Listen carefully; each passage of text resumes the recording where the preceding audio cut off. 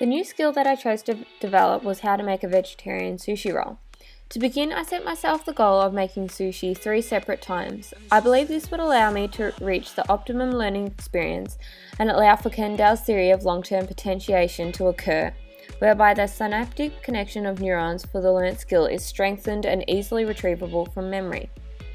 Secondly, I gathered all my ingredients and utensils needed to do this skill.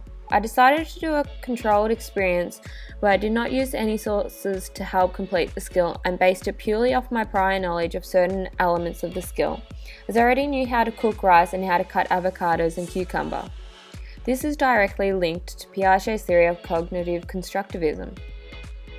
However, as I had to use special sushi rice for this recipe, I did not have the knowledge of how to cook this rice compared to normal rice, and therefore had to cook it from how I knew from my prior knowledge.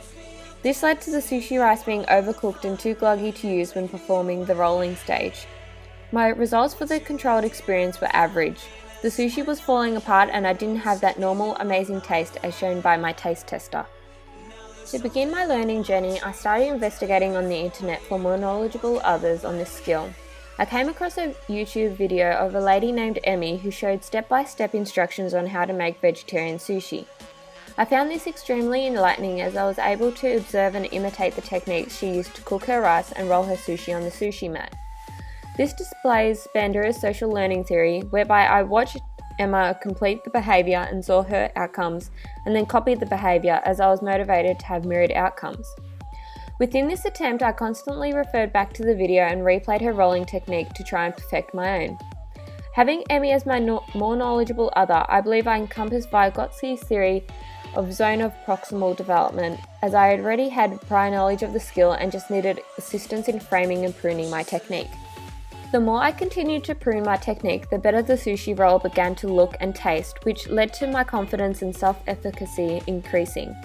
My pride in my work and compliments received from my taste tester positively reinforced me to continue using skills I'd learnt from Emmy's videos and to make more sushi rolls. This demonstrates Skinner's theory of operant conditioning. My last experience making sushi, I felt competent enough to complete the skill without the aid of Emmy's YouTube clip, and the sushi was perfect in my taste tester's eyes and in my own. Looking back on at the results of my first time compared to my last, I believe I have thoroughly learnt the skill and are able to retrieve it from long-term memory easily.